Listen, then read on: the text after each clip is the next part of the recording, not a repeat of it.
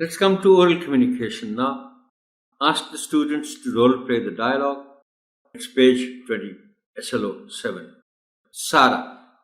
Assalamu alaikum. Maliha. Walaikum assalam. Maliha.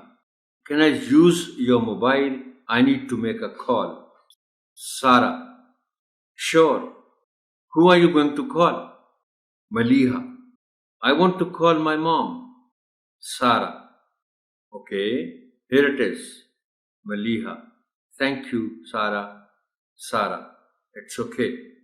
Anwal teacher, ये जो आप डायलॉग के लिए जब बच्चों को तैयार कराते हैं और उनकी मैंने आपसे गुजारिश की थी कि उनकी बाकायदा पहले से प्लान करके 2 बच्चे आप जो चूज़ करते हैं कैरेक्टर्स को प्ले करने के लिए, रोल प्ले करने के लिए, तो आप उनको हर तरह से तैयार करेंगे।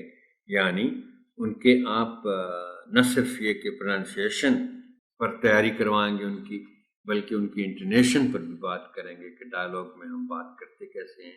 लेकिन इसके साथ एक और चीज़ है, आप उन 2 बच्चों को तो जाहिर है ये चीज़ें बताएंगे, मगर पूरी क्लास को आप कहीं कोई सेंटेंस कंस्ट्रक्शन ऐसी हो जो ख़ास तौर पर आप समझते हो कि ये बताने की ज़रूरत है बच्चों को, तो वो ज़रूर बताएं।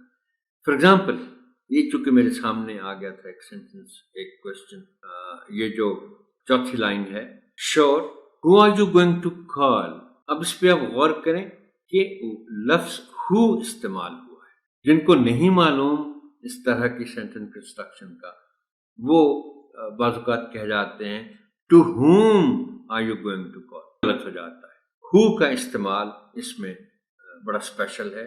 और साथ आप ये भी बता सकते हैं बच्चों को, देखो बच्चों, श्योर के बाद फुल स्टॉप है, इसका मतलब है कि ये 1 वर्ड सेंटेंस है।